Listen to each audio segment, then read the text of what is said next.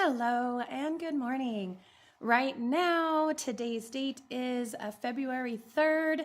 It is approximately like 7:30ish, a little bit close to like 7:35 right now. And I wanted to come on and do my first video where I discuss what it is like being a mixed race woman in New Mexico, a state that is often overlooked in the United States, and some people don't even know that we exist here. I wanted to provide a little bit of insight on my experience. The only purpose that I'm trying to do is get my story out, and so that other people can kind of see what one particular experience could be like living here in New Mexico, a state that is considered a blue state, and kind of the things that maybe some of us have to deal with as people of color living in this state. Now, like I said, it is a blue state, and which you think would be great and well and good. But I personally think that from my experience living here in New Mexico, the behaviors of some of the people, the citizens, the residents that live here, you would definitely be able to label this a red state. There is very rude people here. I think that there's very rude people anywhere you go. But you do notice the microaggressions, you do notice the discrimination, you do notice the looks, you do feel the feelings. And the reason that I wanted to come up here for this particular video is to talk about my experience that I have had while working in the mental health field here for a very long time. So my career didn't just start last week. I have been working in the helping field since I was 19 years old, and I'm almost 40. And so for almost about 21 years, I've been working in the healthcare field, or sorry, not the healthcare field, the mental health field. And in doing that, there are some things that I wanted people to be aware of, especially mixed race women, especially women of color who come here. Now, my licensure and much of the work that I have done involves me to have a great deal of knowledge, and it requires me to refresh that knowledge every 2 years to make sure that my license is up to par. And in order to make sure that my license is up to par, there is a certain amount of continuing education credit units that I do have to fulfill. And within those continuing education credit units, there is a number of cultural competence requirements in order to satisfy the degree. Sorry, not the degree, but the licensure. So what I wanted to do is I wanted to kind of express the experiences that I have had in the mental health field with what I've had to learn and the experience that I have had while working in the mental health field under professionals. And so the first thing that I want to do is discuss a lot of the treatment that I have experienced while working in these mental health care fields and businesses and companies. So many of them have been nonprofit. The ones that I have worked for have been nonprofit. They are private-owned businesses is kind of what it is. It's like an individual like myself who went out, started a business under a nonprofit. And so it's just an average person. Sorry, not an average person. It's a licensed professional who is going out and creating a business so that they can provide services to individuals who need mental health treatment. Now, as I said in the beginning, many of these positions that we work in, they do require a level of cultural competence in order to work in those fields so that we are prepared and ready to work with many different demographics. However, the teachings that we are taught are primarily, from what I have noticed, is to be culturally competent of people who are coming from outside of this country into this country. And so having a sense of awareness that their culture is different than American culture. Their culture is different than white culture.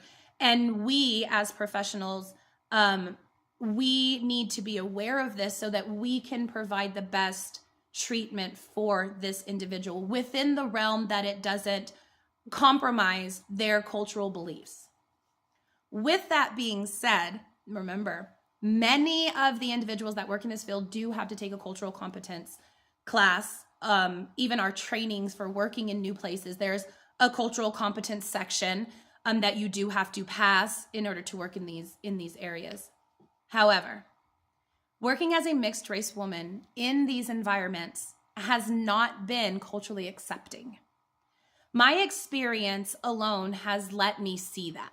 And I don't know the experiences of every other person out there, but my experience is one that I am very much aware that the cultural competence stops at people coming into this country.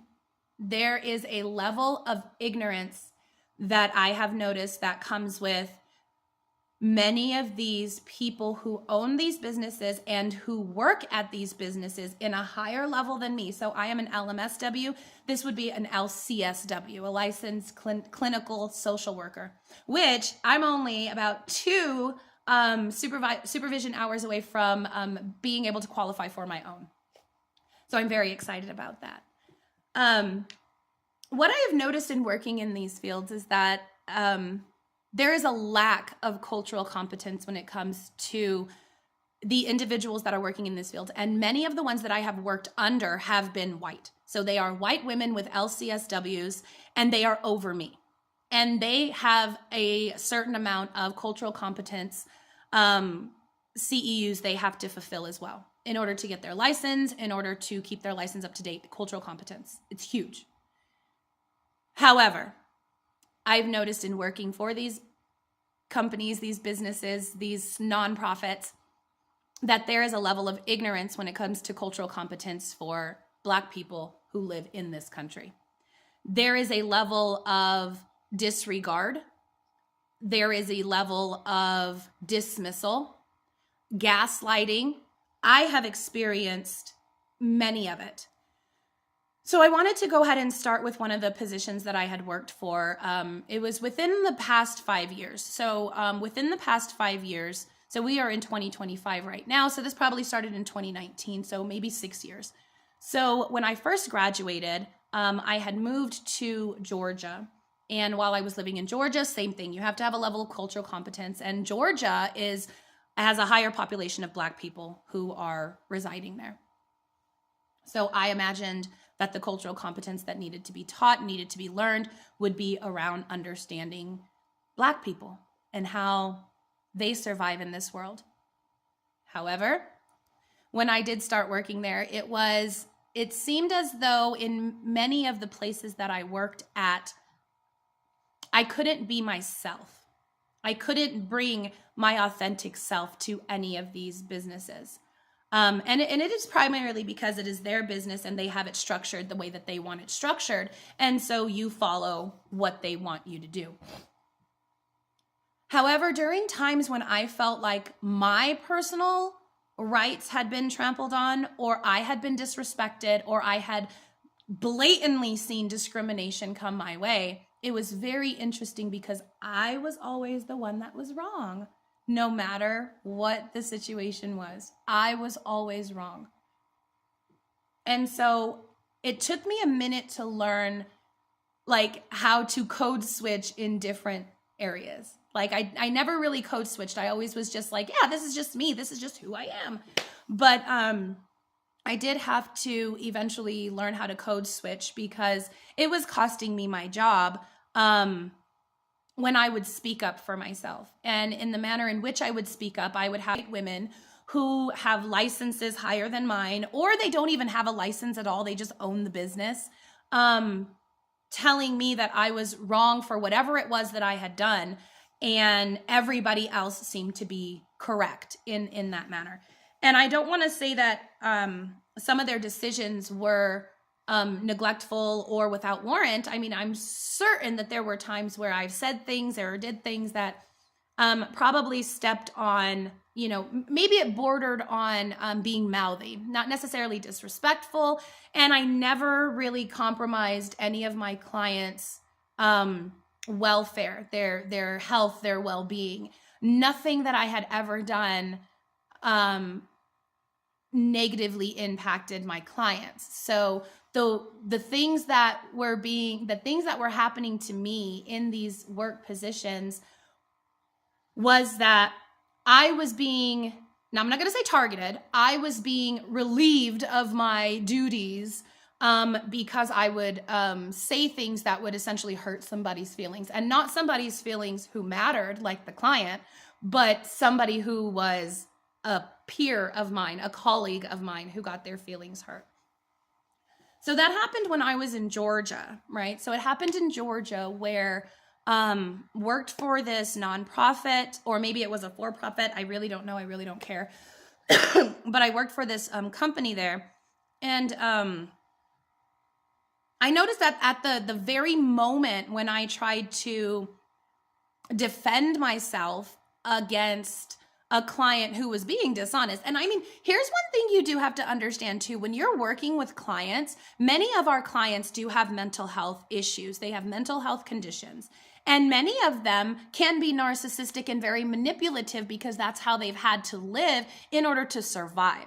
But in the context of the work, none of the superiors or none of the people who were at the top really understood that our clients could be messing with us. That was like, oh no, they're not capable of doing that. They're so innocent. But in fact, the truth is that many of our clients have had troubling pasts. They have had trauma that they have experienced, and many of them have had to learn how to survive because of that trauma. And to some degree, many of them are very defensive, and they have to learn and have learned manipulation tactics to keep themselves safe. And I'm not taking that away from them because it's how they survived. But in order for me to lose my job over some of these things, it seemed like I'm not really losing my job because I hurt my client or I impeded their recovery or anything like that. It was more like, you hurt our feelings, so you have to go. And that kind of thing bothered me. It bothered me because I don't work here to pacify the feelings of other professionals. You are professional just like me. You are in a field where you have to prioritize the client over your own feelings. Yet and still, when I said something to anybody, it was, she hurt our feelings. And I really have to kind of look at that and say, okay, your feelings got hurt because I said something that was the truth. And I feel as though some of the people in the helping field are too fucking sensitive to be in this field. And I'm not trying to be mean, but some of these white women who have these LCSWs who what they know how to do is learn, and not all of them, some of them, who what all you know how to do is learn. You really don't know how to apply any concepts to anything. You only know how to learn. You've never walked in the shoes of any of the people that you are working with. And it was those people, not all of them, but those people who had the audacity to come to me and say that I'm not doing my job right because their feelings got hurt in the process. Another position I worked at. So another place I worked at was here in New Mexico. And I worked at I don't want to say any names. I'm not going to drop any names of these companies, but I really do think it's very important that you are aware of where you're working for and the people that you're working for, because many of them are still just out there to make money and not really out there to help the clients. And I'm just going to be honest, that's really how it is in some of these situations. This particular place that I worked for, and I didn't last very long there because, again, I hurt some white woman's feelings. And so let's go ahead and talk about that for a second. So I worked at this company, and what it is, I think it's a nonprofit, and what they do is they house women who have gone to jail, and in their incarceration process, maybe they worked with the DA, or maybe they worked with the judge on getting a placement outside of the jail where they can work on their recovery. There were 2 sites at the time when I was working there. One was located in Albuquerque and one was located in Los Lunas, New Mexico.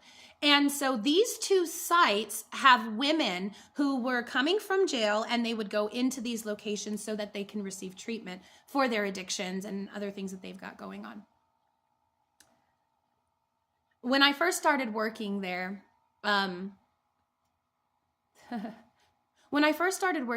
training was what I would consider less than mediocre. The training was not training. There was no sit down and here's an orientation. It was jump in and you do what you have to do. My first couple of weeks there, as part of my training and as part of my learning, I went to a funeral. And I don't have a problem with that, and anybody can say what they want to say. I went to a funeral. My job that day was to go to a funeral, and I was following all of these other LMSWs who had been working here for, I don't know, maybe at minimum a year, okay?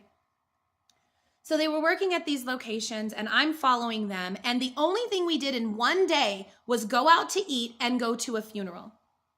And because I am an inquisitive person and I like to know what I'm doing, and I like to know that the thing that I am doing is actually creating some benefit in the world or in the lives of my clients, I made the comment, I don't know what I'm doing here.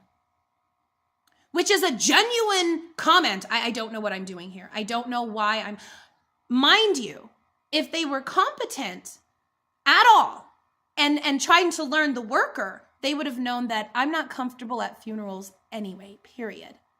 That was overlooked. So cultural competence and competence when it comes to your employees is also very valuable. You don't only need to know about the culture of the people that you are working for to help them, but also the ones that you are working with to understand them. I wasn't given this respect. So because I had communicated that to one of the other women, she went ahead and told the person that was over me. And from that situation, on top of other things that were occurring when I was at that location, like the fact that they hired me and they moved me into an office that was dusty and dirty and expected me to clean it. And I have no intention of being a maid inside of a company. That's not what I do. And when I brought this to their attention, I told them, can we get somebody in there to clean that so I can use that? It's dusty in there. I do have allergies. It's gross. Can we get that fixed? Well, that became a problem for them. Me saying not knowing why I was at this funeral became a problem for them. And then I had made a comment about I smile because the person is so cute. One of the workers had a young daughter, and she was the cutest little thing on the planet. And if they had known anything about me without jumping to conclusions and jumping to these assumptions about me, they would have known that I really, really, really adore chunky little babies. Oh, I love chunky little fat babies. I do. And if anybody wants to hate me on that, go right on and hate. But I love me a chunky little baby because you can squeeze and they're cute. They're cute. The woman, she had a chunky little baby. And I commented how cute her chunky little baby was. I didn't mean any offense. None at all. Just a chunky baby, and I thought she was cute. Well, what I didn't know is behind closed doors, they were gathering everything that I was saying that hurt their feelings, and they used that as a reason to fire me. They put together a list, and they documented and wrote it up. And the LCSW, who is supposed to be culturally competent, who is supposed to do her hours every single year, her CEUs every single couple of years to make sure that she is culturally competent, instead of understanding me and from my perspective, she said that her feelings were hurt because I called her old office dusty. So I lost my job because I said the room was dusty. I called somebody's baby chunky. And I didn't know why I was at a funeral. And I got fired because, according to them, in order to write it up, I wasn't being very trauma informed. even though none of those incidences had to do with my clients at all. And when I sat down and I spoke to them about it, I said, so what you're telling me is that I'm not losing my job because my work is incompetent. It's for other reasons. And instead of them actually just going on and saying, you know what, Leticia, that's what it's about. Our feelings got hurt because we're too sensitive to be in this field, and we are too sensitive for your honesty because you're not being very trauma informed. Now, as a Black woman in America, don't you think it's important for all races to be trauma informed on Black people in America? Because the last time that I remembered researching about Black people in America, even the sheer fact of being in poverty is trauma. Even the mere fact of being raised without a father is traumatic. Living in the ghetto is trauma. And so they wanted to say that I was not trauma informed because their feelings got hurt, right? Not because I did something to the client, but because of the grown people that I'm supposed to be working with didn't have their own sense of security within themselves to work with a Black person who actually by nature has already experienced trauma just from being born in America. Now, I can go on that for like the longest time and just go on a tangent, but what I do have to say is the level of ignorance that many of these workers, these owners of these businesses have is tremendous. Because had they known anything about me, they would have known. Had they known anything about me, they would have known that I was raised in an abusive home. My dad was an alcoholic. I spent many of my days, right? Like when we would hear the garage door open, you know it was time to go hide. Yeah. So they didn't acknowledge that, but I lost my job because I was not being culturally competent. I was not being trauma informed. Right. Not only that, I was working at a place with women who have to go through recovery.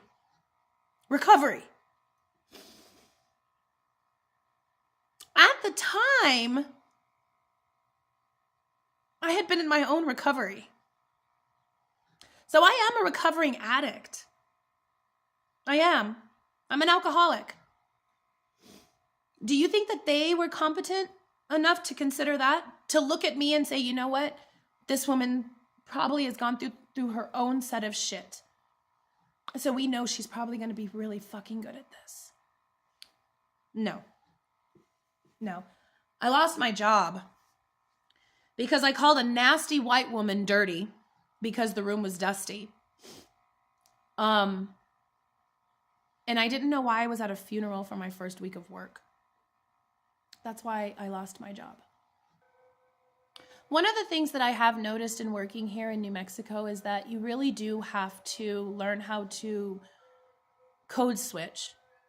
You really do have to learn how to not be yourself in these environments. You have to learn how to be who they want you to be.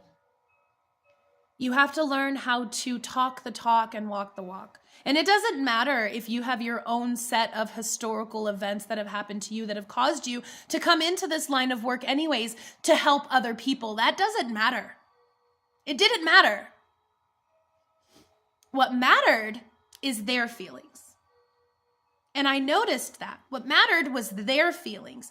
In every situation that I have been in where I have worked, what really mattered the most was not the clients, it was the workers' feelings and my ability to kiss their ass appropriately. So I wanted to go ahead and address those things. And then I wanted to, I don't even know if I shared exactly like what I wanted to share. But what I do know is that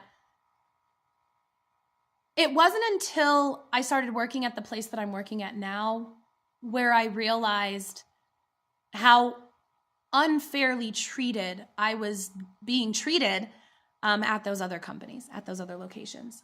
And it happened whenever, like the current place that I work at, I'm a social worker there, and there's a counselor there as well. I went through a situation there where one of the other workers had my client during a time I was supposed to have my client.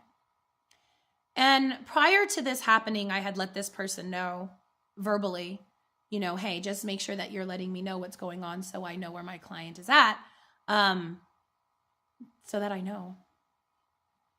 Well, we went on break. We came back.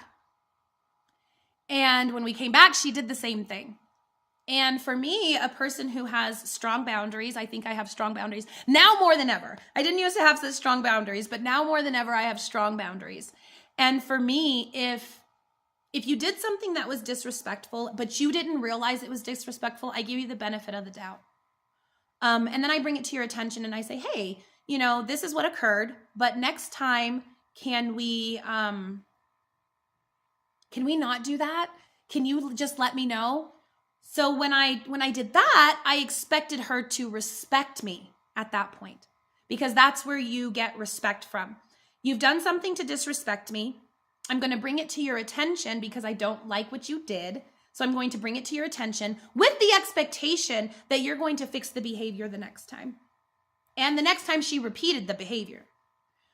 And when she repeated the behavior, the level of fucking gaslighting, I swear to you, it's disgusting. Okay, so she repeated the behavior again, and when I looked at her, and I was upset because you've disrespected me now. I walked away. I did not say anything to this woman. I walked away, and I was like, whatever, right? She calls me back and says, oh, can I talk to you for a minute? And I said, yes. Well, he has to test. And I said, okay, but I asked you to let me know. Well, you don't have to get angry. And I looked at her and I said, do I look angry to you? And her answer was yes to me. Well, because I am a sensitive person, but I don't take my frustrations out on the people that I work with like they do, I said, you know what? I'm not going to stay here another second today while this woman's perception of me is the angry Black woman. I'm not going to do that. I'm not going to do that. Because nothing that I did displayed anger or aggression. And I think that that's one of the things that I wanted to talk about too, because I have a whole list of things that I wanted to talk about. Who's being perceived as angry? Like, if there was cultural competence in these workplaces, you would be able to discern whether somebody is angry or whether you violated some part of their boundary. And instead of accepting that she violated my boundary, she gaslit me and threw it all on me and called me angry. Instead of her saying, you know what, I apologize to you because you did ask me not to do that, and I did it anyways, and I do apologize. Instead of doing that, she deflected anything that can be negative on her and put it on me. And so I left for the day because I'm not going to be perceived as the angry Black woman. I think that helped me realize also that a lot of the things that might happen to us in the workplace is not because of us, it's because of their perception of us. Cultural competence in this state that I have seen so far in my 20 odd years of working in this position, in this field, it has taught me that cultural competence is only for outside people coming into America. It has nothing to do with the people that are already here who live different lives than white people. That's just what I've seen. And that's just what I've experienced. As much as this is a blue state, the same things that I have experienced in red states are the same things that I experience here. Like the discrimination, the look at you and you're not good enough. The look of you don't know enough. And it comes at the hands, unfortunately, of men that hold these same degrees as me, who've never had the experiences that I have had, who've never lived the life that I have lived, who've never walked in the shoes that I have, and have the audacity to tell me that I'm not culturally competent enough, or I'm not displaying myself in a very trauma-informed way. It is them. The same ones who are still discriminating against minorities in the workplace. And the worst part about it is my feelings for that were never, ever validated. Never did anybody say to me, you know what, your experience is 100% accurate. The way you feel is the way you feel because that's the way they had you feeling. Not once. It wasn't until I went to the Black Chamber of Commerce, like I got like a membership at the Black Chamber of Commerce. I'm a member of the Black Chamber of Commerce, which is a great thing, but it's still, for me, it's kind of hard because I still don't know where to fit in at. And I spoke to this Black woman, a beautiful Black woman. And I had expressed to her some of the things that I had experienced, like how hard it has been for me to even just get information. And she's the only person, the only woman who told me, everything you're feeling is real. If you think that that is what was happening to you, that's what was happening to you.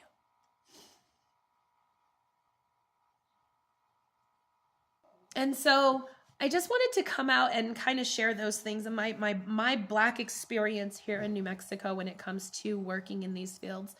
And that's just those are just a few situations. Those are just a few situations of what I've had to go through living in this state and working in this state, in this field. And I think if I could give some advice, I think the thing that I would give is make sure that you're staying true to yourself. Even if it does cause you to lose your job, lose your position, be true to yourself. Be true to you and what you want to do. I've got some advice for some of these young Black women, mixed race women that are going into these work fields like mine, similar to mine, the helping field. Be loyal to yourself because at a moment's notice, they will let you go. Me, myself, single mother, 2 kids, nobody gave a shit if I could pay my mortgage payment the next month. Nobody gave a shit. And the whole 2 weeks notice nonsense, just remember that's a courtesy. That's not mandatory. You don't owe them anything. You don't owe them 2 weeks. You don't even owe them a couple of hours. Because in the bigger scheme of things, they wouldn't do the same for you. They will not do the same for you. They will not do the same for you. They will not look at your situation and say, you know what? You are a single mom with 2 kids and shoot, we know you need this job, so you're not going to be the one we cut. You do not have to stay loyal to them because they will not stay loyal to you. You have to do everything that you have to do to look out for yourself, and to look out for your family and the things that you have to do to make sure that you are okay in this world, because if you rely on them, they will let you down. All right. Well, I hope you guys enjoyed that. I know I kind of feel like I just rambled on. Like, I feel like whenever I was sharing it with my son yesterday, I feel like I gave him a lot more passion with it. But I think that in the grand scheme of things, I just wanted to help people understand that you will definitely experience the discrimination here in New Mexico. The cultural competence that some of these locations do have is really targeted only at minorities who are entering in and how to make them feel nice and comfortable, which I'm not saying is wrong, but there is a severe lack of understanding of what it means to be Black in America, what it means to be mixed race in America. And I think for myself, I do have a place to say something because I am Black. I am mixed race. My mom is Spanish, my daddy's Black. And just so that it's clear, my parents are still together to this day. For 40 some years, they have been together. I have been raised by a Black dad. I have been raised by a Spanish mom. I have been able to see what it is like, and I have been able to see the difference in how a Black woman is treated and how Black men are treated, how white women are treated, how mixed women are treated. I have seen this. So that's just from my perspective. I hope that you guys really enjoyed hearing what you heard today. If anybody has any questions for me, I am more than happy to answer any questions. I don't really think that there's a big following out there right now. This is just my first video, but if anybody has any questions, or if later on down the road this video pops up on somebody's, something and you've got questions, please ask your questions. If anybody would like to share their Black experience in New Mexico, please reach out to me. I would love to be able to do a collab and talk to other women who have had who have had the same experience necessarily, but who would like to share their experience with the world, because we're here and our voices matter too. All right. Thank you guys so much. I hope you guys have a great rest of your day, great rest of your month. I did want to say this is February, so I would like to wish every person out there a very, very happy Black History Month. All right, bye.